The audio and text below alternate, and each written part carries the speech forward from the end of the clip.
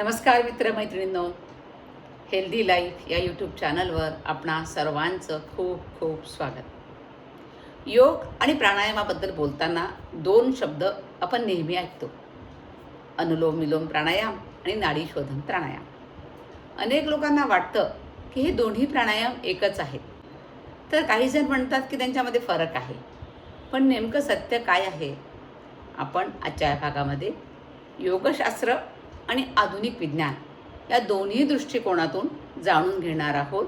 ते म्हणजे अनुलोम विलोम प्राणायाम म्हणजे काय, नाडी शोधन प्राणायाम म्हणजे काय, दोघांमध्ये या दोन्ही प्राणायामांमध्ये नेमका फरक काय, या दोन्हीपैकी कोणता प्राणायाम नवशिक्यांसाठी योग्य आहे, आणि एन्झायटी, स्ट्रेस आणि गर्भावस्थेमध्ये या दोनपैकी कोणता प्राणायाम सुरक्षित आहे. आता प्राणायामामध्ये नाडी म्हणजे काय? योगशास्त्रानुसार आपल्या शरीरामध्ये प्राणशक्ती वाहून नेणाऱ्या सूक्ष्म ऊर्जावाहिन्या आहेत, त्यांनाच नाडी असं म्हणतात. प्रमुख 3 नाड्या सांगितलेल्या आहेत. इडा जी डाव्या बाजूला असते, पिंगला ती उजव्या बाजूला असते आणि सुषुम्ना ती मध्यभागामध्ये असते. योगग्रंथानुसार या नाड्यांचं संतुलन बिघडलं तर मानसिक अस्थिरता, थकवा आणि असंतुलन निर्माण होऊ शकतं. नाडी शोधन प्राणायाम म्हणजे या नाड्यांचं शुद्धीकरण आणि संतुलन साधण्याचा प्रयत्न. आणि अनुलोम विलोम प्राणायाम म्हणजे काय? तर अनुलोम म्हणजे योग्य दिशेने, विलोम म्हणजे विरुद्ध दिशेने.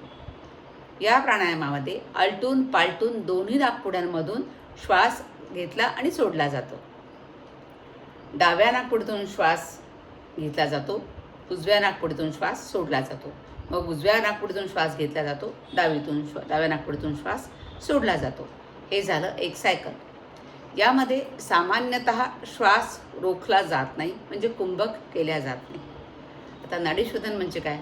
नाडी शोधन प्राणायाम हा अधिक पारंपरिक आणि शास्त्रीय प्रकार आहे.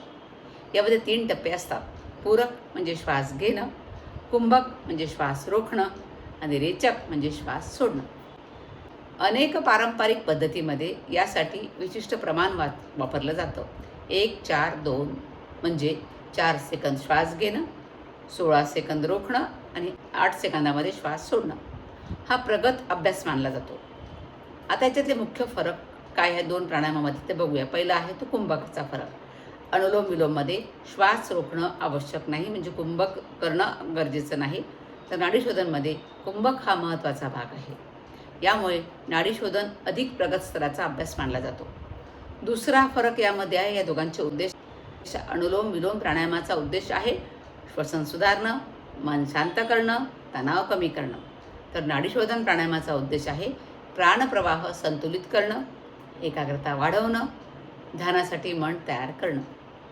आता मुख्य फरक, अजून तिसरा फरक आहे, तो हा प्राणायाम कोणासाठी आहे त्यावरून हा तिसरा फरक आपल्याला सांगता येईल. तर अनुलोम विलोम प्राणायाम हा नवशिक्यांसाठी आहे, ज्येष्ठ नागरिकांसाठी आहे, गर्भवती महिलांसाठी आहे. नाडी शोधन प्राणायाम हा अनुभवी साधकांसाठीच आहे. अनुभवी साधक जो कुठल्याही क्षेत्रातील असू शकतो त्याच्यासाठी हा प्राणायाम आहे. आणि हा प्रशिक्षित योगतज्ञांकडूनच शिकून घेतला पाहिजे, त्यांच्या मार्गदर्शनाखालीच केला पाहिजे. आता विज्ञान या 2 प्राणायामांबद्दल काय सांगतं ते बघूया. आधुनिक विज्ञानाच्या दृष्टिकोनातून पाहूया. जेव्हा आपण आलटून पालटून नाकपुड्यांमधून श्वास घेतो तेव्हा श्वासाची गती कमी होते, हृदयाचे ठोके संतुलित होतात, पॅरासिम्पॅथॅटिक नर्वस सिस्टीम सक्रिय होते, कॉर्टिसॉल तो स्ट्रेस हार्मोन आहे तो कमी होण्यास मदत होते. यामुळे होतं काय? एन्झायटी आणि स्ट्रेस कमी होण्यासाठी मदत मिळते.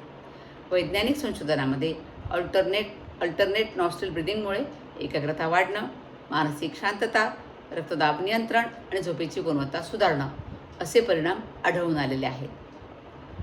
एन्झायटी आणि स्ट्रेससाठी कोणता प्राणायाम योग्य आहे बरं? या दोघांपैकी जर तुमचा उद्देश असेल मन शांत करण्याचा, तणाव कमी करण्याचा, झोप सुधारण्याचा, चिंता कमी करण्याचा, तर अनुलोम विलोम प्राणायाम तुम्ही केला पाहिजे.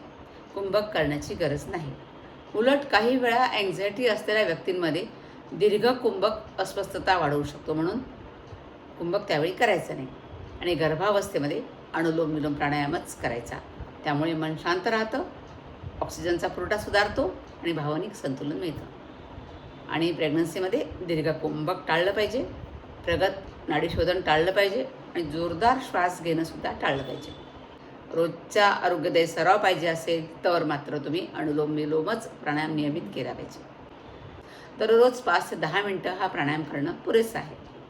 लक्षात ठेवा, योगामध्ये जास्त कठीण म्हणजे जास्त चांगलं असं मुळीच नसतं. नियमित आणि योग्य सराव हाच खरा मंत्र आहे. जर हा व्हिडिओ आपल्याला उपयुक्त वाटला असेल तर नेहमीप्रमाणेच सांगेन, या व्हिडिओला लाईक करा, शेअर करा आणि कमेंटसुद्धा करा.